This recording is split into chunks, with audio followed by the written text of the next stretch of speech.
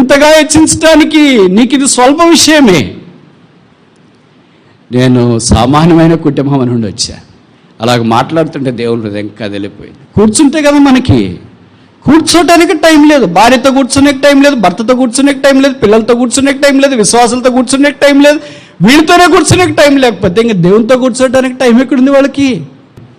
నేను smart phone అవసరమైన దానికే వాడతాను, అనవసరమైన దానికి వాడను. నా సమయం వ్యర్థంగా వెచ్చించుకోను. ఇది ఎవరు ఏం చెప్పాల్సిన పని లేదు. నువ్వు ఇది చూడు, ఇది చూడొద్దు, ఇంతసేపు వాడు, అంతసేపు వాడు, ఎవరు చెప్పాల్సిన పనిలే. 12 ఏళ్ళు 18 ఏళ్ళు వచ్చిన తర్వాత రక్షించబడి ఉంటే మనస్సాక్షి పనిచేస్తాం. ప్రార్థనకు ఆ శక్తి ఉంది. ఎందుకు మనం శక్తిహీనులుగా ఉన్నాం? మనం అనుకుంటాం అంతే, అయ్యో ఇప్పుడు చేసింటే ఎంత బాగుండా, ఇలాగ జరిగింటే ఎంత బాగుండా. దేవుడు చేస్తాం అనుకున్నాం కానీ చేయలేదు ఏంటి? దేవుడు మన పద్ధతిలో చెయ్యడు. Our ways are different from the ways of God. Our will is different from God's will. Our works are different from God's works. మన పని దేవుని పని వేరే, మన చిత్తం దేవుని చిత్తం వేరే, మన మార్గాలు దేవుని మార్గాలు వేరే. కొంతమంది అనుకుంటారు, బ్రదర్ యేసుప్రభువుని నమ్మాను, అస్సలు అనుకున్నట్లే జరగట్లేదు బ్రదర్. ఏంటి?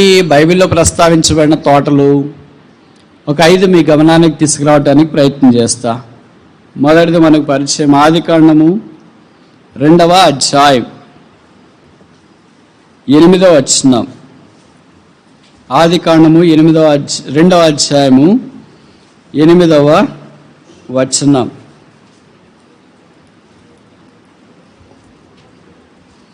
దేవుడైన యెహోవా తూర్పున ఏదెనులో ఒక తోట వేసి తాను నిర్మించిన నరుని దానిలో, ఏదేను అంటే అర్థమేంటి?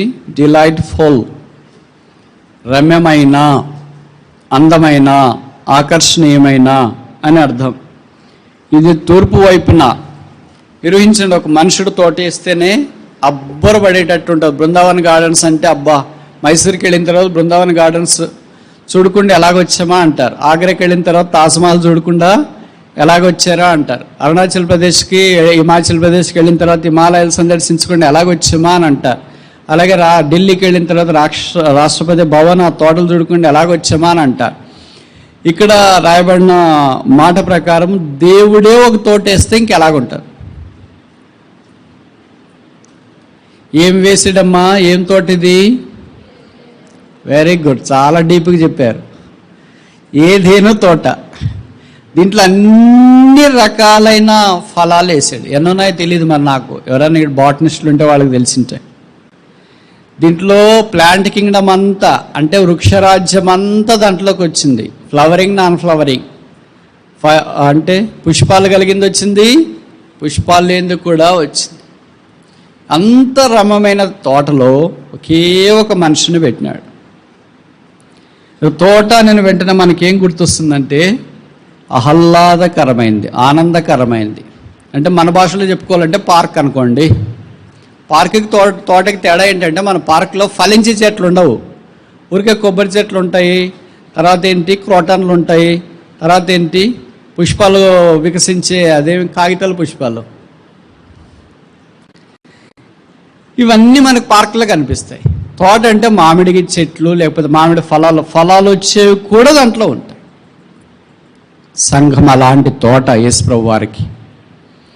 అందుకే పచ్చివియు పండిన పండ్లు నా తోటలో ఉన్నాయి గనక నా ప్రియుడు వేం చేయనుగాక, తనకిష్టమైన ఫలమైన భుజించునుగాక. ఈ తోట మరి ఎలాగో ఫీడ్ కావాలా అంటే ఈ తోటకి నీళ్ళు ఎలాగ రావాలా?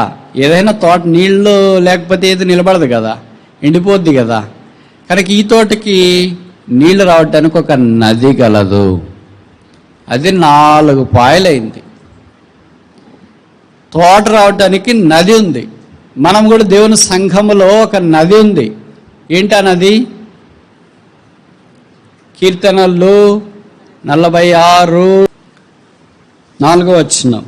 ఒక నది కలదు, దాని కాలువలో దేవుని పట్టణమును, సర్వోన్నతిని మందిరపు పరిశుద్ధ స్థలమును సంతోషపరచు. కనుక నదిలో నీళ్లుండే దాన్ని బట్టి ఆ తోటలు చాలా సమృద్ధిగా ఉంటాయి, అంటే పచ్చగా ఉంటాయి. ఆ నది యేసుక్రీస్తు ప్రభువే. దానికి కాలువలేంచి మరి. ఇప్పుడు కొత్త నిబంధనలో యేసు ప్రభు రక్తం ద్వారా కడగబడిన వాళ్ళంతా ఒక తోట, ఒక్కొక్కరు ఒక్కో రకంగా ఉంటారు, అందరూ ఒకే రకంగా ఉంటారు. ఒకళ్ళు సిట్రిస్ జాతి అంటే పొల్లగా ఉంటారు, వాళ్ళని టచ్ చేయాలంటే కూడా కష్టం. ఒకళ్ళు మామిడి పండులాగా, బంగిన పన్ని మామిడి పండులాగా దూరం నుండి చూస్తేనే అనిపిస్తుంది, అబ్బా ఎంత మంచి వాసన, ఎంత మంచి బిలీవర్స్, వాళ్ళ మాట తీరు ఎలాగుందా.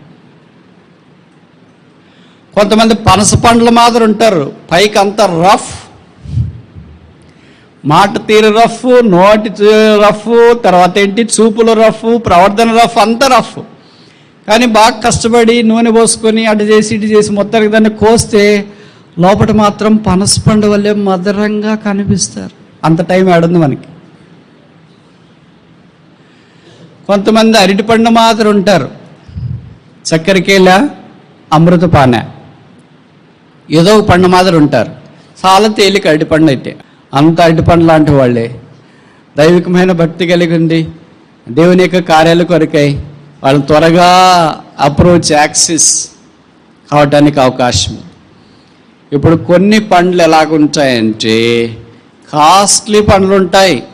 మీకు తెలుసు కదా, డ్రాగన్ లాంటిది, బయటికి ముళ్ళ ముళ్ళగా అనిపిస్తుంటుంది, ఎర్రగా ఇంత ఉంటుంది, 100 రూపాయలు 200 రూపాయలు అది అనుకుంటా.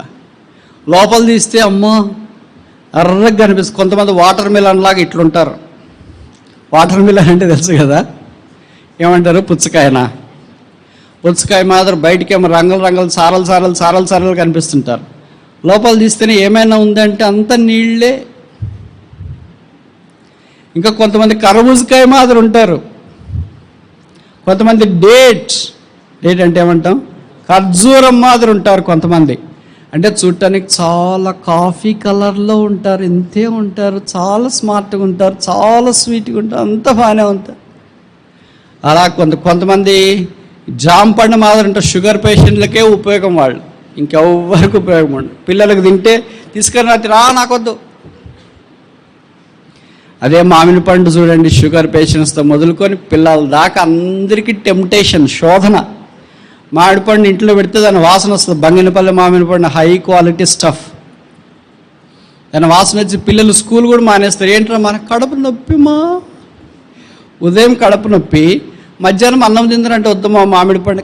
ఉదయం కడుపు నొప్పి అన్నవే, మధ్యాహ్నం మామిడి పండు తింటే మరి కడుపు నొప్పి కాదు. ఇప్పుడు బాగా అయింది మా అంటే వాడు స్కూల్కి డుమ్మా కొట్టింది ఎందుకు, మామిడి పండ్లు తినటానికి. మళ్ళీ వచ్చేలోకి అయిపోతాయేమో అని మన భయం.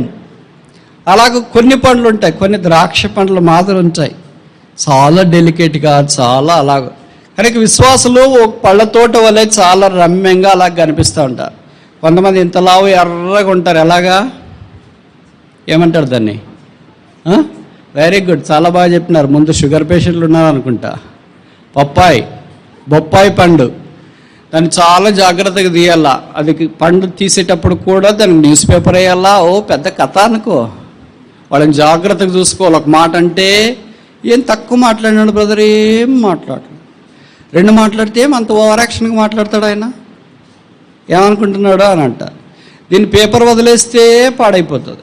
పేపర్ పెట్టి జాగ్రత్తగా తీయాలనుకుంటే మనకు అంత చెయ్యి అయిపోతుంది. కనుక చాలా డెలికేట్గా తీసుకోవాలి వాళ్ళని. ఏం చేస్తాం మరి, వాళ్ళు షుగర్ పేషెంట్లకు చాలా అవసరం, అందరికి కాదు, కొంతమందికి. కొంతమంది బిలీవర్స్ అలాగే ఉంటారు, అందరికి ఉపయోగపడేవాళ్ళు, కొంతమందికి ఉపయోగపడుతూ ఉంటారు. ఇది ఎప్పుడు సాధ్యమవుతుంది ఈ ఫలాలన్నీ అంటే నది ప్రవహిస్తేనే. ఎజ్కేల్లో చెప్పబడింది 47 అనుకుంటా, ఆ నది ఎక్కడ పారునో అక్కడ సమస్తము బ్రతుకును. ఆ నదైన యేసు మనకు పారాలి, ఆయన ద్వారా మనం బ్రతుకుతాం. ఆయన పారకపోతే, ఆయన ప్రవహించకపోతే, ఈ తోట దేవుడేసిన తోట, ఇది ప్లాంటెడ్ బై గాడ్. సంఘం కూడా దేవుడు ఏర్పరిచిందే. అపోస్తుల కార్యాలు 20:28 మనం చూస్తాం కదా, దేవుడు తన స్వరక్తం ఇచ్చి సంపాదించిన సంఘం.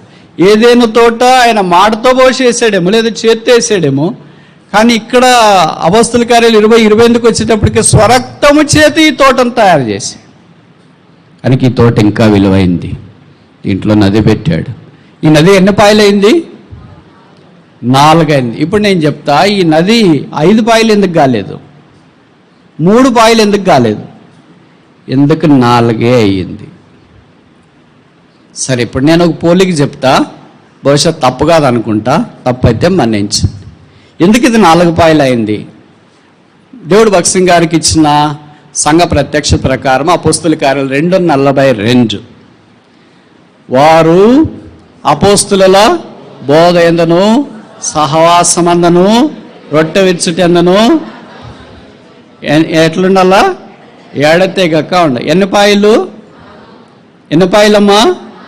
4 పాయలు అయినాయి. ఇప్పుడు ఆదికాండం 2వ అధ్యాయంలో ఒక నది కలదు. అది ఎన్ని పాయలు ఉంది? 4 పాయలు ఉంది. అది 4 పాయలు ఉంది అని సంఘముకు దేవుడు 4 పాయలని అపోస్తుల బోధ, సహవాసము, రొట్టె విచ్చుట, ప్రార్థన చేయుట సిద్ధం చేసిన తీరు ఎంత శ్లాఘనీయం.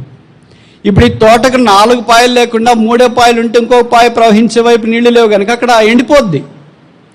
2 పాయలే ఉన్నాయనుకో మిగతా దగ్గర నీళ్లు ప్రవహించకపోతే అక్కడ ఎండిపోద్ది. ఒకే పాయ ఉందనుకో మిగతా దగ్గర ప్రవహించకపోతే అక్కడ ఎండిపోద్ది. ఈ 4 పాయల తోట అంతా కవర్ అయ్యేటట్లు యజమాని ఏర్పాటు చేశాడు. అలాగే అపోస్తుల కార్యాలు 2వ అధ్యాయం 42 ప్రకారము మనం కూడా దేవుని యొక్క ఆత్మ సంబంధమైన తోటగా అపోస్తుల బోధ అవసరమే, ప్రార్థన అవసరమే, రొట్టె విచ్చుట అవసరమే, సహవాసం అవసరమే. ఈ 4లో ఏ ఒక్కటి లేకపోయినా, ఏ ఒక్క పాయ లేకపోయినా అక్కడంతా ఏమవుతుంది? ఎండిపోతుంది. ఇక్కడ చాలామంది క్రైస్తవులు ఉన్నారు కదా మందిరానికి వచ్చేవాళ్ళు. మరి మన సంఘం అనే తోటలోన ఈ 4 పాయలు ప్రవహిస్తున్నాయా లేదా ఒకే పాయ ప్రవహిస్తుందా? కొన్ని తోటలో ఒకటే ఉంటుంది, అపోస్తుల బోధ ఒకటే చెప్తూనే ఉంటారు, పాయింట్లు 3 పాయలు మిగతావి ప్రవహించవు. దానికి ఏమొచ్చింది? సిల్ట్ వచ్చింది. సిల్ట్ అంటే ఏమంటారు దాన్ని? పూడికని కాలువ పూడిపోద్ది. పూడికనా? సిల్టేషన్ అంటాం. అంటే నీళ్లు ప్రవహించి కింద నుండి పైకి అంతా పూడికి వచ్చేస్తుంది, కాలువ పైకి వచ్చేస్తుంది. పొలంకి కాలువకి ఏం పెద్ద తేడా ఉండదు. దాన్ని ఏమంటామంటే సిల్టేషన్ అంటాం. పూడిక అంతా పూడిపోద్ది. కొంతమంది ఎలాగుంటారంటే పూడిక లేకపోయినా, అంటే ఇషాకు బావులు తవ్విన దినాల్లో అలాగే కదా, కొన్ని బావులు వారు పూడ్చి వేసిరి. అలా కొన్ని వాళ్ళు పూర్తి చేసింటారు. ప్రార్థన అనేదో, వాక్యం అనేదో, తర్వాత ఏంటి సహవాసం అనేదో, రొట్టె విరుచుట అనేదో ఏదో ఒక కాలంలో వాళ్ళు పూర్తి చేసిన. ఇంకో మాటలో చెప్పాలంటే కొన్ని కాలువలు ఏమైనాయంటే ఇదేంటి గుర్రపు డెక్క మొలిసింది. నేను చెప్పేవన్నీ మీకు బాగా అర్థమవుతాయి. నీళ్ళ కాలువలు పోతా ఉంది అనుకోండి, గుర్రపు డెక్క మొలిసింది కదా అంటే తెలుసుగా. ఏమంటారు మీరు? అదేనా ఏమ్మా? ఆ గుర్రపు డెక్కనే మొక్కలు మొలుస్తాయి. మొలిసి ఏం చేస్తాయంటే నీళ్ళు ప్రవాహాన్ని అడ్డుకుంటాయి. నీళ్ళు ఇక్కడి నుండి అక్కడికి వెళ్లకుండా అడ్డుకుంటాయి. అప్పుడు ఏమైపోద్ది? అక్కడ కింద ప్రాంతంలో ఉన్న పొలాలు కానీ తోటలు కానీ నీళ్ళు అందక ఎండిపోవటానికి అవకాశం ఉంది. కొంతమంది విశ్వాసులు కూడా అలాగే ఇది ఏదో ఒకటి మానేస్తున్నారు, మందిరికి వచ్చేది మానేస్తున్నారు, వాక్యం మానేస్తున్నారు, ప్రార్థన మానేస్తున్నారు, అపోస్తుల బోధ మానేస్తున్నారు, రొట్టె విరుచుట మానేస్తున్నారు. కనుక గుర్రబడెక్క పెరిగిపోయింది, సాల్ట్ పెరిగిపోయింది, సిల్ట్ పెరిగిపోయింది. కనుక నీరు అందవలసిన దగ్గరికి అందట్లేదు. అక్కడ తోట ఎండిపోతుంది. నీళ్లు లేని తోట ఎలాగుంటుందమ్మా? యెషయా గ్రంథం 1వ అధ్యాయం 30 వచనం. నీరు లేని తోట. ఈ తోటకి నీళ్లు లేకుండా ఎలాగ పెడతారమ్మా యజమానుడు? ఒక తోట వేస్తున్నాడంటే ముఖ్యంగా ఏం ఆలోచిస్తారు? నీరు ఆలోచిస్తారు. ఒక ఇల్లు కడుతున్నాడంటే ఏం ఆలోచిస్తారు? నీళ్ళు ఆలోచిస్తారు. నీళ్లు ఉన్నాయా లేదా అనేది ఆలోచన లేకుండా ఇల్లు కట్టడానికి పూనుకోడు. అలాగే ఒక తోట వేస్తున్నాడు అంటే నీళ్లు ఉన్నాయా లేదని ఆలోచన లేకుండా పూనుకోడు. నీళ్లు మొదట వచ్చినాయి, తర్వాత ఏమైపోయినాయి? నీళ్లు కనబడలేదు. నీళ్ళు లేని తోట. నీళ్లు లేని తోట అంటే ఈ 4 లేని తోట. ఏ 4? 4 పాయలు నది లేని తోట. అంటే అపోస్తుల బోధ, సహవాసము, రొట్టె విరుచుట, ప్రార్థన చేయుట. ఈ 4 లేని దాన్ని ఏమంటారు? నీరు లేని తోట. అది తోట కానీ ఏమి లేవు. ఇప్పుడు మనం దేవుని సంఘమే కానీ ఏమి లేవు. ఓహో, మీ దగ్గర అన్నీ ఉన్నాయనుకుంటా. ప్రభుకు స్తోత్రాలు. అపోస్తుల కార్యాలు 2:42 ఉంటే ప్రభుకు స్తోత్రాలు. లేకపోతే ఇప్పుడు నీరు లేని తోట ఎంతో నష్టంలో ఉంది, ఎండిపోతుంది, ఎడారైపోతుంది. ఎప్పుడైనా ఇలా కావచ్చు. మీకు తెలుసో తెలియదో, భారతదేశంలో పెద్ద ఎడారి రాజస్థాన్లో ఉంది. ఏమంటారు? థార్ డెజర్ట్ అంట. ఈ మధ్యలో శాస్త్రవేత్తలు ఏం కనుక్కున్నారంటే దాంట్లో కొన్ని లోపల భాగంలో ఉన్న డ్రిల్ చేసిన తర్వాత బయటికి తీస్తే గడ్డి వచ్చిందండి. గడ్డి ఎలాగొచ్చిందా అని అంటే, ఇంతకుముందు గడ్డి ఎక్కడ మొలిచింది? ఇంతకుముందు గడ్డి మొలిచిందంటే అర్థం ఏంటి? సారవంతమైన స్థలం, బాగా వర్షం పడిన స్థలం, అది ఎప్పుడో ఫాజిలైజ్ అయిపోయింది, అంటే ఈ ఇసుకలో కలిసిపోయింది. ఒకప్పుడు తార్ డెజర్ట్ ఏంటి? ఒక మంచి అడవి లాంటిది, అంటే మంచి పచ్చిక కలిగింది. పోను పోను పోను పోను వర్షం లేకుండా ఏమైంది? అది ఎడారైంది. మనం కూడా ఒకప్పుడు చాలా బాగుండి, అబ్బాయి ఎంత పచ్చగా ఉన్నారు వాళ్ళు, కానీ నీళ్ళు లేకుండా ఏమైపోయింది? ఎండిపోయింది. చూసిన వాళ్ళు ఏమంటారు? మెయింటెనెన్స్ లేదు. మన ఇళ్ళ దగ్గర కొన్ని మొక్కలు ఉన్నాయనుకోండి, ఎండిపోతుంటాయి. అది అలోవెరా కావచ్చు, అంటే బ్రహ్మజముడు కావచ్చు, టెంకాయ చెట్లు కావచ్చు, కొబ్బరి చెట్లు కావచ్చు, క్రోటన్ మొక్కలు కావచ్చు, ఏదైనా ఎండిపోతుంది. మల్లెపూల చెట్లు కావచ్చు, ఏదైనా కానీ ఎండిపోతుంటే పక్కన వాళ్ళు నీళ్ళు పోయట్లేదు. అలాగే ఇప్పుడు సంఘం ఏమైంది? తోట ఏమైంది? తోటే అది, కానీ ఏమవుతుంది? ఎండిపోతుంది. గార్డెన్ ఆఫ్ ఈడెన్, ఏదేను తోట ఏ జ్ఞాపం చేస్తుందంటే, మొదట రక్షణ పొంది దేవుని సంఘముగా చేర్చబడే వారిని జ్ఞాపం చేస్తుంది. ఇంకా రక్షణ పొందకపోతే, ఈ తోటలోకి రాకపోతే నువ్వు బయటే ఉన్నావు. తోటకి బయటికి ఎంత తేడా ఉంటుంది? వాతావరణం, ఉష్ణోగ్రత, అందము, ఆకర్షణ, మంచి ఆంబియన్స్, తోటలో ఉన్నంత ఆహ్లాదకరమైన వాతావరణం బయట మనం చూడం. ఇంకా నువ్వు ఈ లోకంలోనే ఉన్నావు, ఇంకా బయటే ఉన్నావు. ఆహ్లాదకరంగా లోకం, సమాధానం లేని లోకం, సంతోషం లేని లోకం, నెమ్మది లేని ఈ లోకంలో ఇంకెంతకాలం ఉంచు. ప్రభువైన యేసునందు విశ్వాసం ఉంచుము, అప్పుడు నీవును నీ ఇంటి వారును రక్షింపబడతారు. అప్పుడు దేవుడు చేసిన తోట, యెహోవా తోటను చేశాడు, దాంట్లో మనం ప్రవేశిస్తాం. కనుక దేవుని సంఘము ఆయనది. రెండో తోట చూస్తామా? నెహెమ్యా గ్రంథము, నెహెమ్యా 3:15. నేను మధ్య భాగం చదువునా. ఇదియుగాక దావీదు పట్టణం నుండి క్రిందికి పో మెట్ల వరకు రాజు తోట యొద్దనున్న షిలోయేము మడుగు యొక్క గోడను అతడు రాజు తోట, కింగ్స్ గార్డెన్. ఈ తోట దగ్గర ఏముంది? ఇక్కడ రాశారు కదా, మడుగు. మడుగంటే నేను మీకు చెప్పాల్సిన పని లేదు. రిజర్వాయర్, నీళ్ళ సమూహం. నీళ్ళు లేకుండా తోట సస్టైన్ కాలేదు. ఒక నది కలదు. ఈ తోట దగ్గర కూడా ఒక నది ఉంది. ఈ తోట రాజు తోట. యేసుక్రీస్తు ప్రభువే మన రాజు. ఈ రాజుని ప్రభువు, అతడిని సౌందర్యమును కోరినవాడు, అతనికి నమస్కరించు. కనుక ఈ రాజు దగ్గర ఏముందంటే నీటి మడుగు ఉంది. ఇది నది మాత్రమే కాదు, ఇది మడుగుగా మనకు జ్ఞాపకం చేయబడుతుంది. దేవుని వాక్యము మనకు మడుగు. అందుకే వీళ్ళు ప్రత్యేకించబడినారు. దేవుని ప్రజలు ఇశ్రాయేలీయులు బబులోనులో నుండి బయటకు వచ్చిన వాళ్ళు ఈ తోటను చూస్తున్నారు, ఈ తోటను అనుభవిస్తున్నారు. ఎవరైతే బబులోనులోనే ఉండిపోయారో ఆ దినాల్లో, వాళ్ళు ఈ తోట అనుభవంలోనికి రాలేదు. నెహెమ్యాతో పాటు భక్తులు కొంతమంది ఈ రాజు తోటను చూసి అనుభవంలోనికి వచ్చినారు. కనుక రెండవది ఏంటంటే గార్డెన్ ఆఫ్ సెపరేషన్. మొదటిది గార్డెన్ ఆఫ్ సాల్వేషన్, రక్షణ తోట. రెండవది గార్డెన్ ఆఫ్ సెపరేషన్, ప్రత్యేకించబడిన తోట. ఈ తోట అనుభవంలో మనం రావాలని కోరబడుతూ ఉన్నాం. మూడవది చూస్తామా? యెషయా గ్రంథం 58వ అధ్యాయం 11వ వచనం.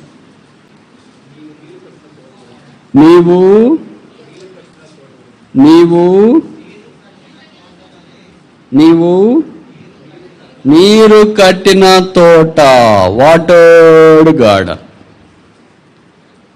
మీరు కాదు, మొదట నీవు ఉంటే తర్వాత మీరు వస్తుంది.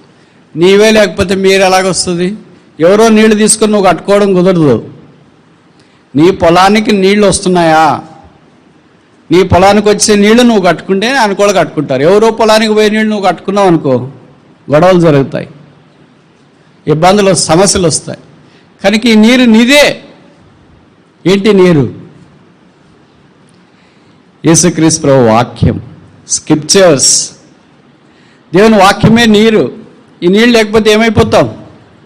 ఏమైందో ఎండిపోతాం. కానీ దేవుని వాక్యం లేకపోతే ఏమైంటామో మనకు తెలియదు. మన కష్టాల్లో, ఇబ్బందుల్లో, అవమానాల్లో, కృంగుదల్లో, వీటన్నిటిలో దేవుని వాక్యం మనకు నీరుగా నిలిచింది. నీరు కట్టిన తోట ఎప్పుడు ఉబుకుచూనుండేది.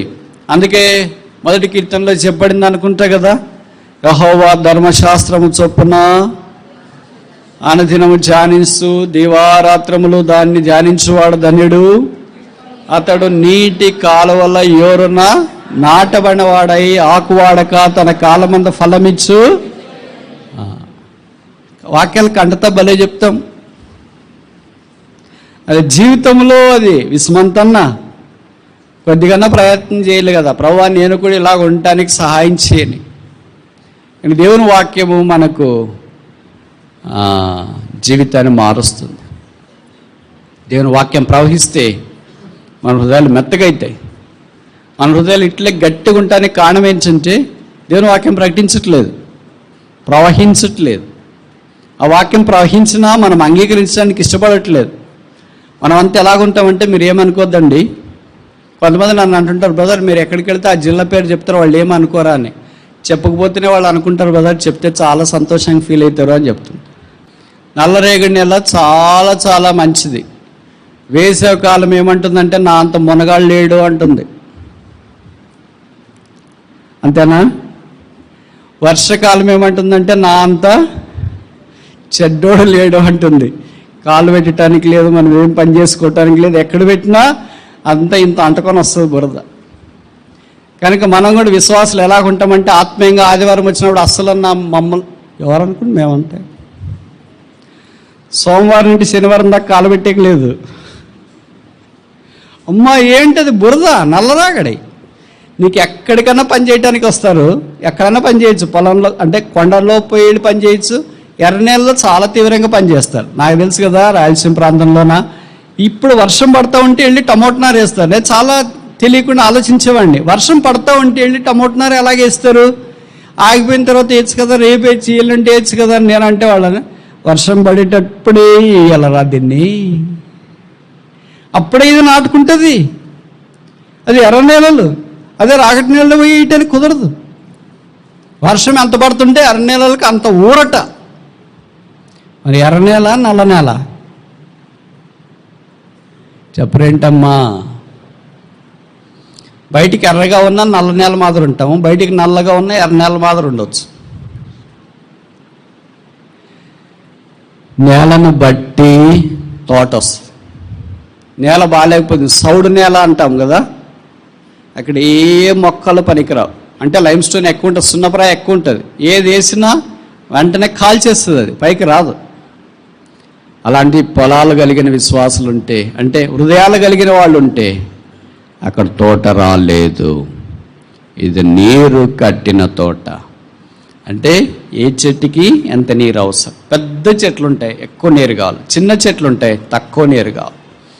అందుకే కొంతమంది మీరు ఆత్మీయులు చాలా పెద్దోళ్ళు ఉంటారు, ఎంత వాక్యం చెప్పినా ఏమంత అనిపించదు. కొంతమంది చిన్న సామాన్యుల వాళ్ళు ఉంటారు, కొన్ని పాయింట్లు చెప్తేనే అబ్బా ఈరోజుకి ఎక్కువ అయిపోయింది. నాకు కూడా కొంతమంది చెప్తుంటారు బయటకు వస్తే, బ్రదర్ 5 పాయింట్లే చెప్పండి బ్రదర్, మీరు ఎక్కువ చెప్పేస్తారు, ఒక్కోదానికి ఇంకొక 5, ఇంకోదానికి 5, ఇంకోదానికి 5 చెప్తే బయటకు వచ్చిన తర్వాత ఏం చెప్పినారో ఎగిరిపోయింది. నేనంటే ఎగిరిపోయే వాళ్ళకి అలాగే ఎగిరిపోతుంది, ఉండేవాళ్ళకన్నా ఎలాగ ఉంటుంది కదా. మరి కొంత అవగాహన వస్తుంది కదా వాక్యం మీద. మనకి అవగాహన రాకుండా వెంటనే మనం మూసేయటానికి కుదరదు. చెట్టుకు తగినంత గాలి అని ఎలాగంటాము, చెట్టుకు తగినంత నీరు కూడా దేవుడు మన కొరకై సిద్ధపరుస్తాడు. Thou shalt be a watered garden. నీవు నీరు కట్టిన తోట వలె ఉంచావు అంటే ఎండిపోవు, అంటే ఫలిస్తావు, అంటే దేవుడి కొరకై వర్ధిల్లి విస్తరించడానికి అవకాశం ఉంది. ఇప్పుడు ఎన్ని తోటలు చూసామ్మా? ఎన్ని చూసాము? 3. మొదటిదేంటి? ఈడెన్ గార్డెన్, ఏదేను తోట. స్పీక్స్ ఆఫ్ సాల్వేషన్, రక్షణ గురించి మాట్లాడుతుంది. ఆ తోట వేసినప్పుడు భూమి మీద పాపమే లేదు. పాపం అంటేనే భూమికి తెలియదు. భూమి అప్పటిదాకా శపించబడలేదు, భూమి ఆశీర్వదించబడింది. అప్పటిదాకా భూమిలో ఏమి లేవు, ముళ్ళ తొప్పలు లేవు. మనం తోట వేస్తే సగము న్యాచురల్ ముళ్ళ తొప్పలనే పెట్టింటాం, రేగి చెట్లు, కంప చెట్లు అన్నీ అల్లేసి ఉంటాం సగం అవే. అప్పుడు తోట వేసినప్పుడు ఇట్లాంటివన్నీ ఏం లేవు. అన్నీ 3వ అధ్యాయంలో వచ్చే పాపాన్ని బట్టి. 2వ అధ్యాయంలో తోట పాపము లేని తోట. Garden that has no sin. ఇప్పుడు రాజు తోట, అక్కడ మడుగు మనకు కనిపిస్తుంది. లైఫ్ ఆఫ్ సెపరేషన్, ప్రత్యేకమైన జీవితం. 3వది ఇక్కడ మనం గమనిస్తున్నాం, watered garden, speaks of scriptures. దేవుని వాక్యాన్ని ఇది మనకు జ్ఞాపకం చేస్తుంది. 4 చూసి ముగిస్తామా? యోహాను 18:1. యేసు ఈ మాటలు చెప్పి తన శిష్యులతో కూడా కెద్రోను వాగు దాటిపోయాను. అక్కడ ఒక దానిలోనికి ఆయన తన శిష్యులతో కూడా, అక్కడ ఒక తోట. ఏ తోట ఇది? గెత్సేమనే తోట. Very good. అక్కడ తోట, గెత్సేమనే తోట. ప్రార్థన చేయడానికి యేసుప్రభువు ఆయన శిష్యులతో పాటు అప్పప్పుడు వెళ్ళేవాడు కనుక గెత్సేమనే తోట ఏం జ్ఞాపకం చేస్తుందంటే లైఫ్ ఆఫ్ సప్లికేషన్, ప్రార్థనను జ్ఞాపకం చేస్తుంది. మన జీవితంలో ప్రార్థన ఎక్కువ మాట్లాడతాం, తక్కువ చేస్తాం కానీ కొన్నిసార్లు జవాబు రాదు. ఎందుకు రాదు? బతుకు బాగలేదేమో. ఏ నోటితో ప్రార్థన చేస్తామో ఆ నోటితోనే దూషిస్తాము, ఆ నోటితోనే అదేంటి మంచినీళ్ళు వస్తాయి, ఆ నోటితోనే ఉప్పు నీళ్ళు కూడా వస్తుంటాయి, ఆ నోటితోనే చక్కగా మాట్లాడతాము, ఆ నోటితోనే కాని మాటలు పలకటానికి ప్రయత్నం చేస్తాం. ఆశీర్వాద వచనము, శాపవచనము ఒకే ఊట్లో నుండి ఎలాగొస్తాయి? బయట రావట్లేదు, మనకు వస్తున్నాయి. బయట ప్రకృతిలో అలాగ జరగదు. మంచినీళ్ళు ఊట అంటే మంచినీళ్ళే వస్తాయి, మంచినీళ్ళు బావంటే మంచినీళ్ళే వస్తాయి, ఉప్పు నీళ్ళు బావంటే ఉప్పు నీరు వస్తాయి. మరి సంఘంలో అలా కాదు. ఎప్పుడు ఆదివారం మంచినీళ్ళు బావి, సోమవారం నుండి శనివారం దాకా కలిపినారు బోర్ వాటర్ కూడా దాంట్లోకి. కొంతమంది అడుగుతుంటాను నేను, బ్రదర్ మీకు మున్సిపాలిటీ వాటర్ వస్తాయంటే మంచి కృష్ణానది నీళ్ళు మంచిగా వస్తాయి బ్రదర్, అన్నిటికీ అవే వాడతారంటే లేదు బ్రదర్, తాగటానికి మాత్రం ఆ వేడి చేసుకొని ఫిల్టర్లు వేసుకొని ఆర్ఓలు వేసుకొని తాగుతాం. మిగతాది ఎట్లా అంటే బోర్ ఉంది బ్రదర్, మంచినీళ్ళు పడే లేదు బ్రదర్, ఉప్పు నీళ్ళు. మరి ఏం చేస్తాం? కలుపుతాం బ్రదర్. అవి ఇవి కలపటానికి అలవాటైనారు విశ్వాసులు. లోకము పరిశుద్ధత కలుపుతున్నారు, యేసు ప్రభుని సాతాన్ని కలుపుతున్నారు, పాపాన్ని ఈ దేవుని యొక్క వాక్యాన్ని కలుపుతున్నారు. అన్నీ కలుపుకొని తినాలని వాళ్ళు ప్రయత్నం చేస్తారు. ప్రార్థన అలా కుదరదు. యేసు ప్రభు వారు ప్రార్థన చేయటానికి గెత్సేమనే తోటలోనికి వెళ్ళినప్పుడు తన చిత్తాన్ని వదిలి దేవుని చిత్తం కొరకు ప్రార్థన చేసినాడు. Not my will but thy will be done. నా చిత్తము కాదు, మీ చిత్తమే.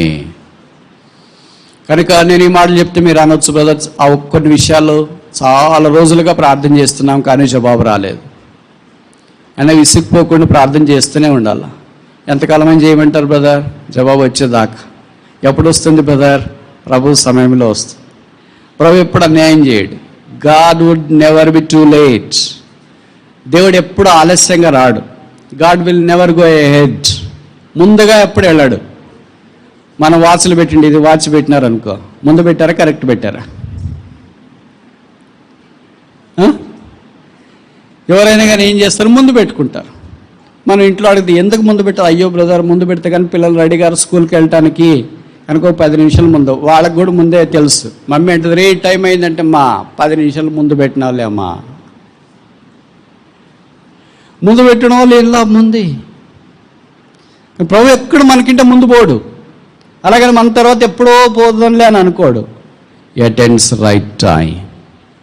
సరైన సమయంలో ఆయన మన దగ్గరికి వస్తాడు. God is never too late. ప్రభు ఎప్పుడు ఆలస్యంగా రాడు. మనం అనుకుంటాం అంతే, అయ్యో ఇప్పుడు చేసింటే ఎంత బాగుండా, ఇలాగ జరిగింటే ఎంత బాగుండా. దేవుడు చేస్తాం అనుకున్నాం కానీ చేయలేదు ఏంటి? దేవుడు మన పద్ధతిలో చెయ్యడు. Our ways are different from the ways of God. Our will is different from God's will. Our works are different from God's works. మన పని దేవుని పని వేరే, మన చిత్తం దేవుని చిత్తం వేరే, మన మార్గాలు దేవుని మార్గాలు వేరే. కొంతమంది అనుకుంటారు బ్రదర్ యేసుప్రభుని నమ్మాను, అస్సలు అనుకున్నట్లే జరగట్లేదు బ్రదర్. అనుకున్నట్లు జరిగితే జీవితం ఎందుకవుతుంది? ఒకసారి చెప్పనా? నువ్వు అనుకున్నట్లు జరిగితే జీవితం ఎందుకవుతుంది? నువ్వు అనుకున్నట్లు జరగదు, అందుకనే జీవితం ఇది. అయ్యో ఇట్లా అనుకున్నాను, అట్లా అయిపోయిందే, అట్లా అయిపోతుంది, అందుకనే దాని జీవితము అని అంటారు. ఇది జరుగుతుంది అనుకున్నాను, అది జరిగింది. ఇలాగ ప్రార్థన చేసినా అలాగే జరిగింది. వాగ్దానం దేవుని మాట దేవునికి ఎత్తిపట్టినప్పుడు ఆయన అబద్ధం ఆడ నేరం దేవుడు. ఆయన ఎప్పుడు తప్పు చేయడు, ఆయన ఎప్పుడు పొరపాటు చేయడు. దిస్ గార్డెన్ ఆఫ్ సప్లికేషన్, ప్రార్థన తోట. మనకు అన్ని తోటలు ఉంటాయి కానీ ఈ తోట ఉండదు. ఏ తోట? ప్రార్థన తోట దగ్గరికి వస్తే అంత ఎండిపోయింది. ఏంటమ్మా అంత ఎండిపోయింది అంటే ప్రార్థన చేయట్లే. ఏంటి బ్రదర్ అంత ఎండిపోయింది అంటే ప్రార్థన చేయట్లేదు. మిగతా రక్షణ తోట బాగుంది, పచ్చగా ఉంది, 4 పాయలై పారుతుంది నది. రెండోది ఏంటి? రాజు తోట, ప్రత్యేకమైన జీవితం, ఇది కూడా బాగానే ఉంది, మడుగుంది అక్కడ. మూడోది ఏంటి? వాటర్డ్ గార్డెన్, దేవుని వాక్యం. చాలా అధ్యాయులు చదువుతున్నారు, కడత పెడుతున్నారు, స్మార్ట్ ఫోన్లో ఉంది, ఇంగ్లీష్ చదువుతుంది, తెలుగు చదువుతున్నారు, అన్నీ బాగానే ఉన్నాయి. 4వ తోట దగ్గరికి వచ్చేటప్పటికి ఎండిపోయింది. ఏంటమ్మా ఈ తోట? ఏంటి బ్రదర్ ఈ తోట? ఇది బ్రదర్ ప్రార్థన తోటలండి. టైం లేదండి, మనకు అన్నిటికీ టైం ఉంటుంది. ముఖ్యంగా మొబైల్ చూడటానికి ఎంత టైం ఉంటుందో, కానీ ప్రార్థన చేయటానికి అస్సలు టైం దొరకదు అనేవాళ్ళు చాలామంది. If you have no time for prayer, you have no time for preaching. ఇంకోసారి చెప్పనా? If you have no time for prayer, you have no time for preaching. నీకు ప్రార్థన చేయటానికి సమయం లేకపోతే బోధ చేయటానికి టైమే లేదు. మరి చేస్తున్నాను కదా బ్రదర్ అంటే నువ్వు చేసుకుంటున్నావు అంతే, అది వేరే విషయం. ప్రార్థనను బట్టి చేసే బోధ కాదు అది. If you have no time for prayer, you have no time for anything. నీకు ప్రార్థన చేయటానికే సమయం లేకపోతే నీకు ఏ దైవిక పరిచయం చేయటానికే సమయం లేదు. కనుక దేవుని బిడ్డలారా, దేవుని పరిచయం చేసేవాళ్ళారా, చేతులు జోడించి మీకు మనవి చేసేది ఏంటంటే డిసిప్లిన్, క్రమశిక్షణ చాలా ప్రాముఖ్యం. శిష్యుడు అంటే అర్థం ఏంటి? డిసైపుల్ అంటే క్రమశిక్షణ కలిగిన వాడు. ఎవరు క్రమశిక్షణలోనికి వస్తారో వారే శిష్యులు అవుతారు. క్రమశిక్షణలోనికి రాని వాళ్ళు శిష్యులు కాదు. వాళ్ళు ఎవరు మరి? గొప్ప జనసమూహం. వాళ్ళు ఎవరు మరి? జనసమూహం. వాళ్ళు ఎవరు మరి? రొట్టెలు చేపలు తినడానికి వచ్చిన వాళ్ళు. మరి ఎవరు శిష్యులు? 12 మంది ప్రభువు పాదాల దగ్గర కూర్చోటానికి ఇష్టపడేవారు. ఇది చాలా తగ్గించేశారు. ఉదయం లేచిన మొదలుకొని రాత్రి పడుకునేదాకా. మీరు పెళ్ళప్పుడు ఏమైనా వాగ్దానం చేశారు చెప్పండి? పెళ్లి చేసుకునేటప్పుడు ఏమైనా ప్రమాణం చేశారు? నా దినాన్ని మోకాళ్ళతోనా, బైబిల్తోనా, కుటుంబ ప్రార్థనతోనా ఆరంభించి కుటుంబ ప్రార్థనతోనా ముగించుదునని ప్రమాణము నేను చేయని వాడు చెప్తున్నాడు, చేసిన వాళ్ళు చెప్పడానికి ఏంటి? ఇలాగ చేశారుగా, ఇప్పుడు మార్చి చేస్తారా? ఎందుకంటే అది ఎలాగో చేయట్లేదు కదా. నా దినమును మొబైల్ ఫోన్తో ఆరంభించి మోకాళ్ళ మీద మొబైల్ ఫోన్తోనే దినాన్ని ముగించుదునని ప్రమాణం చేయించున్నాను. అలాగ సిగ్గు అనిపించట్లే? చెప్పరేంటమ్మా? నేను నిజంగా గుండెల్లో దూసుకుపోయే ప్రశ్న ఒకటి అడగనా? అడుగు, మేము మారితే కదా అంటారా? రోజున బైబిల్తో గడిపే సమయం కంటే నీ మొబైల్ ఫోన్తో గడిపే సమయం ఎక్కువ తక్కువ?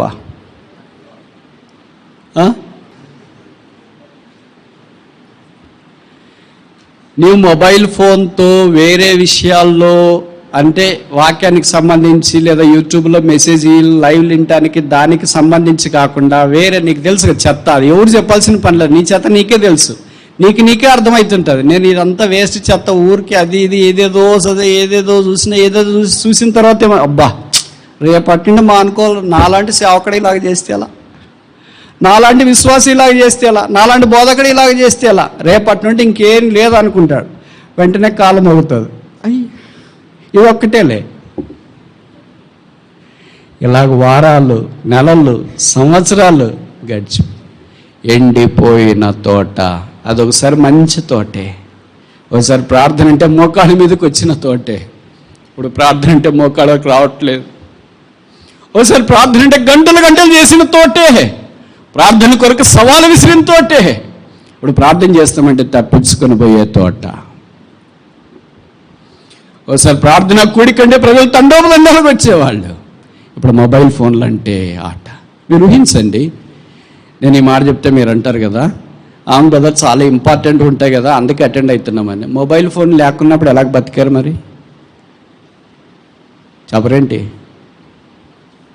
ఇప్పుడు మీరు కింద కూర్చొని మాట్లాడతారు, స్టేజ్ మీద కూర్చొని మాట్లాడతారు, పైకి వెళ్ళి మాట్లాడతారు మొబైల్ ఫోన్ తన. మొబైల్ ఫోన్ లేకుండా ల్యాండ్ ఫోన్ ఉన్న దినాల్లో ఇలా ఇంతకంటే పరిచయం చేశారా లేదా? మీటింగులు జరిగాయా లేదా? ఆత్మీయంగా జరిగిందా లేదా? దైవ కార్యాలు జరిగినాయా లేదా? దేవుని హస్తం చూచినారా లేదా? ఏ ఒక్కరైనా చేరిన వారు వినేవాళ్ళు మేము ఇంతకు ముందు ఇలాంటి దైవ కార్యాలు చూడలేదని చెప్పగలరు? ఖచ్చితంగా మనం చెప్పగలము ఇప్పుడు అలాంటి కార్యాలు చూడట్లేదని. ఎందుకంటే ఆ తోట ఎండిపోయింది. గెత్సేమనే తోట లేదు. యేసును ఆయన శిష్యులను ఆ తోటకు వెళ్ళొచ్చుండరి. ఏమైంది?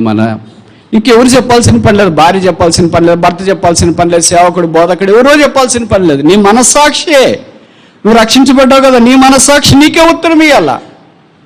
ఎలాగున్నాను, ఇది ఏం చూస్తున్నాను, ఇది ఎంత టైం వేస్ట్, దీనివల్ల ఎంత నిరుపయోగం. ఏది అవసరం అదే చూసుకోవడం, ఏది మాట్లాడుకోవడం అదే మాట్లాడుకోవడం. మిగతా సమయం అంతా సెల్ ఫోన్ ఆఫ్ చేయొచ్చు, తర్వాత ఏదైనా ఉంటే మాట్లాడవచ్చు, లేకపోతే దాంతోనే అంత గడిచిపోయినాం. బ్రదర్ సెల్ ఫోన్ చూడడం తప్పేంటండి? తప్పేమీ లేదండి. కానీ తప్పులేనివన్నీ పరిశుద్ధమైనవి కాదు. ఒకసారి చెప్పనా? తప్పులేనివన్నీ పరిశుద్ధమైనవి కాదు. తప్పులేనివన్నీ ఆచరించలేం. తప్పులేనివన్నీ పాపాలు కాదు. కానీ తప్పులేంది మన సమయాన్ని పూర్తిగా నాశనం చేస్తుంది. అందుకని ఎండిపోయా. బయట నోట్లో నుండి బయటికి వాక్యం రావట్లేదు. ప్రార్థన చేసిన జీవం లేదు, సువార్తకి వెళ్ళిన జీవం లేదు, ఎక్కడ మాట్లాడుతున్నా జీవం లేదు. ఎంత విషాదకరమైంది. ఎన్ని వ్యర్థం చేస్తున్నారు. ఎన్ని వ్యర్థాలు చేసినా సరే ఎవరిని ఒక మాట గద్దించడానికి లేదు. ఎవరిని గద్దిస్తే అన్ని నన్ను గురించి చెప్పాడు, ఎవరు చెప్పారో ఆయనకే అని అనుకుంటా. మీకు ఒక విషయం చెప్పనా అంటే, అప్పుడు భక్సింగాల దినాల్లో ఇప్పుడు ఎవరు నేను చెప్పడానికి ఏం ధైర్యం చేయలేను అనుకో. చెప్పినా కూడా ప్రజలు ఇనే స్థితిలో లేరు. ప్రతిదానికి కౌంటర్ నేర్చుకున్నారు. నీ జీవితంలో కౌంటర్ వేసేది నేర్చుకున్నంత దాకా నువ్వు ఆత్మీయంగా వృద్ధి పొందలేవు. ఎప్పుడైతే జీవితంలో ఎస్ లార్డ్, అవును ప్రభువా, చిత్తం ప్రభువా అనేది వస్తుందో అప్పుడే వృద్ధి పొందడానికి అవకాశం. భక్సింగ్ గారు ఒకసారి రాయలసీమ ప్రాంతంలో సువార్త దండయాత్ర కొరకు వచ్చింది. అప్పుడు ఇంత విస్తారమైన భోజన పానాల్లో అరుదుగా దొరికేవి. ఒక చెట్టు కింద, ఊరికి వెళ్ళబట్ట ఒక చెట్టు కింద మంచి భోజనం తీసుకొని వచ్చి సువార్త దండయాత్రకు వచ్చిన వాళ్ళకి వడ్డించినారు. తిన్నారు. తినిన తర్వాత వాళ్ళు ఇస్తరాకులు ఏమంటారు వీరు, ఇస్తులు తీసుకొని వెళ్తున్నారు. ఆయన అవి కూడా సునిశ్చితంగా పసిగట్టేవాడు. ఎవరో ఒక బ్రదర్, నాలాంటి బ్రదర్ తీసుకొని మడుచుకొని పోతే నేను రా అని పిలిచినాడంట. వచ్చినాడు. తిన్నావా అంతా అన్నాడు. Have you eaten everything? Yes brother అని అన్నాడంట. Have you left anything there? ఏదైనా వదిలేసినావా ఇస్తరాకులు అంటే? ఏం లేదు బ్రదర్ అని. తెలిసి చూపించు అన్నాడు. చూపించినాడు. అనుమానం వస్తుంది కదా, మాకు తెలుసు కదా ఎట్లాంటి వాళ్ళు ఏం చేస్తారనేది. మా అలాంటి వాళ్ళకి తెలిస్తే ఆయనకు తెలియదు ఏంటండి. తెలిసి చూపిస్తే సగం కూర ఉందంట. ఇటు వై ఆర్ వేస్టింగ్, ఎందుకు వ్యర్థం చేస్తున్నా? ఇది నీ శరీరానికి ఏమైనా నష్టమా అంటే, ఏమైనా దురద వస్తుందా, జల వస్తుందా, వాపు వస్తుందా, అలర్జీనా, ఏమైనా నీ శరీరానికి ఇది పడతా?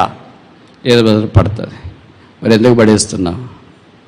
ఎక్కువైంది బ్రదర్. ఎందుకు ఎక్కువ వేసుకున్నావు? ఇప్పుడు మనమైతే ఏమంటే ఎవరు నువ్వు అడగటానికి, నీ చూసుకో. ఇప్పుడు భక్సింగ్ గారు ఏం చెప్పారు తెలుసా? Go back, eat all this curry, come, I will be waiting here at the dustbin. Dustbin దగ్గరే నేను ఎదురు చూస్తుంటాను. మొత్తానికి ఆ బ్రదరు ఆ ఆకులో ఉంచుకున్నది ఏంటంటే గుత్తి వంకాయ. మీరు అదే అంటారా? గుత్తి వంకాయ అంటారు. Very special dish, special in Rayalaseema. ఒకసారి తయారు చేస్తే నోరు ఉడుతుంది. ఒక్క చిన్నదానికి కూడా ప్రజలు అలాగ స్పందించేవారు. వెళ్ళాడు, తిన్నాడు, వచ్చినాడు, మళ్ళీ భక్సింగ్ గారు చూసినాడు. నవ్ షో యువర్ వెసల్, ఇప్పుడు నీ ఆకు చూపించాడు. చూపించినాడు. Okay, now you can throw it. ఇప్పుడు వెళ్ళి పడే. ఆ దినాలు ఏమైపోయినా ఇప్పుడు ఎవరికి ఏం చెప్పడానికి లేదు. చెప్పినా నీ సంగతి నువ్వు చూసుకో, నా దాకెందుకు. దేవుని జనం ఎంత పాడైపోయారు. గెత్సేమనే తోట ఏమైపోయింది? ఎండిపోయింది.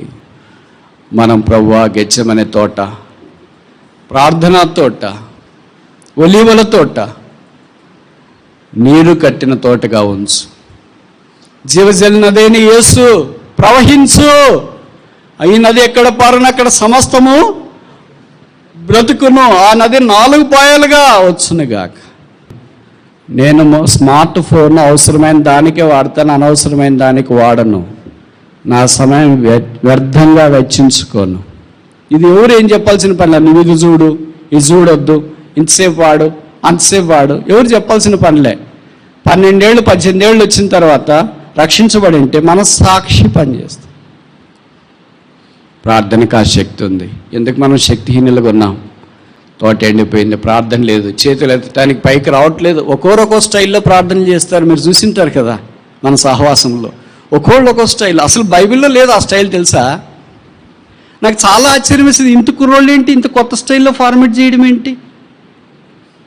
దినవృత్తాంతాల 1 గ్రంథం 17వ అధ్యాయంలో చెప్పబడింది, రాజైన దావీదు యెహోవా సన్నిధిలో ఏం చేశాడు? కూర్చోవడం అంటే అర్థం ఏంటి? ఇప్పుడు ఎవరైనా మీరు మా ఇంటికి వచ్చారు, నాకేం ఇల్లు లేదు చెప్తున్నా, వచ్చాను, కూర్చోండి అక్క, కూర్చోండి బ్రదర్ అని అన్నా. లేదు బ్రదర్, వెళ్ళాలి బ్రదర్ అని మొత్తానికి మీరు వెళ్తా ఉన్నారు. అంటే మీరు ఎందుకు కూర్చోలేదు? మీకు తొందర ఉంది, విశ్రాంతి తీసుకోవటానికి టైం లేదు, మీకు వేరే పనులు ఉన్నాయి, అందుకే మీరు కూర్చోవట్లేదు. వచ్చిన వెంటనే కూర్చోండి అక్క వెంటనే మీరు కూర్చున్నారని, కూర్చొని బ్రదర్ అంటే కూర్చున్నారనుకో, అర్థం ఏంటి? మీకు టైం ఉంది, మీరు కూర్చొని కొద్దిసేపు మాట్లాడగలరు. వీళ్ళతో కూర్చుంటే మనకు మేలని మీకు అనిపిస్తుంది. కనుక మీరు వెంటనే చేయాల్సిన పని ఇంకేమీ లేదు. అక్కడ ఏం రాయబడిందంటే, సేవకుడైన దావీదని రాయలేదు, గొర్రెల కాపరైన దావీదని రాయలేదు, ఇశ్రాయేలు మొదటి గాయకుడైన దావీదని రాయలేదు. ఏం రాశారు క్యాప్షన్ అంటే, రాజైన దావీదు యెహోవా సన్నిధిలో కూర్చుని వెంటనే ఆయనకి పెళ్ళుబుకు వచ్చింది. గొర్రెల దొడ్లో ఉన్న నేను రాజుగా కావడం ఏంటి? ఇంతగా హెచ్చించడానికి నీకు ఇది స్వల్ప విషయమే. నేను సామాన్యమైన కుటుంబం నుండి వచ్చా. అలాగ మాట్లాడుతుంటే దేవుని హృదయం కదిలిపోయింది. కూర్చుంటే కదా మనకి, కూర్చోటానికి టైం లేదు. భార్యతో కూర్చునే టైం లేదు, భర్తతో కూర్చునే టైం లేదు, పిల్లలతో కూర్చునే టైం లేదు, విశ్వాసాలతో కూర్చునే టైం లేదు, వీళ్ళతోనే కూర్చునే టైం లేకపోతే ఇంకా దేవునితో కూర్చోటానికి టైం ఎక్కడుంది వాళ్ళకి? వీళ్ళతోనే కూర్చోటానికి టైం లేని వాళ్ళు దేవునితో కూర్చుంటారని ఎలాగ అనుకుంటాం మనము? కూర్చుండే వాళ్ళు నిలబడగలరు. Those who cannot sit cannot stand. దావీదు కూర్చున్నాడు కనుక లేచి నిలబడినాడు. దావీదు దేవుని సంకల్పం చొప్పున తన తరం వారికి సేవ చేసేను. నెహెమ్యా 1వ అధ్యాయంలో మనం చూస్తే, నెహెమ్యా వార్త విన్న తర్వాత కూర్చుండి ఏడ్చి, నెహెమ్యా కూర్చోగలిగినాడు కనుక he could stand before the king, రాజు దగ్గర నిలబడగలిగాడు. మనం కూర్చోలేకపోతున్నాం. కొత్త నిబంధనలు మరీ వస్తే మరీ ఏం చేసింది? యేసు పాదముల వద్ద మనకు కూర్చునే టైం లేదు. మనకి టైం లేకపోతే మనం ఎలాగ నిలబడతాము? If we have no time to sit, we have no time to stand. కూర్చోవటానికి టైం లేకపోతే నిలబడటానికి టైం లేదు. ఈ రెండు లేవు కనుక ప్రార్థన చేయటానికి శక్తి లేదు. ప్రార్థన చేయటానికి లేదు కనుక తోట ఎండిపోయింది. వ్యక్తిగత కుటుంబ సంఘ జీవితాలు ఎండిపోయాయి. ఓసారి పచ్చిగా విరబోసింది. ఎంతో మంది వచ్చి కూర్చున్నారు దాని కింద. నీటి చాలా బాగుంది. ఆదికాండం 18వ అధ్యాయం అబ్రహాం దగ్గరకు 3 వ్యక్తులు వచ్చినారు. అబ్రహాం ఏమన్నాడు? ఈ చెట్టు కింద నీడన విశ్రాంతి తీసుకునండి, అలసట తీర్చుకునండి. ఇప్పుడు ఆ చెట్టు ఏమైపోయింది? ఎండిపోయి. మనుషులు అలసటతో వస్తున్నారు, అలసటతో మాట్లాడుతున్నారు, అలసటతోనే వెళ్ళిపోతున్నారు. అలసట తీరట్లేదు. యోహాను సువార్త 4వ అధ్యాయం, యేసు సుకారు అన్న గ్రామంలోనికి వచ్చి అలసి ఉన్న రీతిగా బావి వద్ద యేసును కూర్చోబెట్టి, ప్రభువా మా ఇంటికి వచ్చి కూర్చో. 3 వ్యక్తులు వచ్చినారు. తండ్రి అయిన దేవుడు, కుమారుడైన దేవుడు, పరిశుద్ధాత్ముడైన దేవుడు. ప్రభువా మా దగ్గర కూర్చో. అలాంటి సంఘాలు లేవా? అలాంటి విశ్వాసం లేరా? అలాంటి సేవకులు లేరా? అలాంటి బోధకులు లేరా? నిలబడిన యేసుని నిలబెట్టే పంపిస్తున్నారా? వచ్చిన 3 వ్యక్తులను అలాగే పంపిస్తున్నారా? లోతు అలాగే పంపించినాడు. విషాదకర. దేవుడు ప్రార్థన ఆలకిస్తాడు, జవాబిస్తాడు. దేవుడికి సాధ్యం. క్రైస్తవ జనమా, ఎంతకాలం ఇలాగుంటాం? ఎంతకాలం తోట ఎండిపోయినందుగా ఉంటాం? ఎంతకాలం ఇలాగే జీవితాన్ని కొనసాగిస్తాం? రక్తం కార్చి సంపాదించిన దేవుడు మన ప్రార్థనకు జవాబు ఇయ్యడా?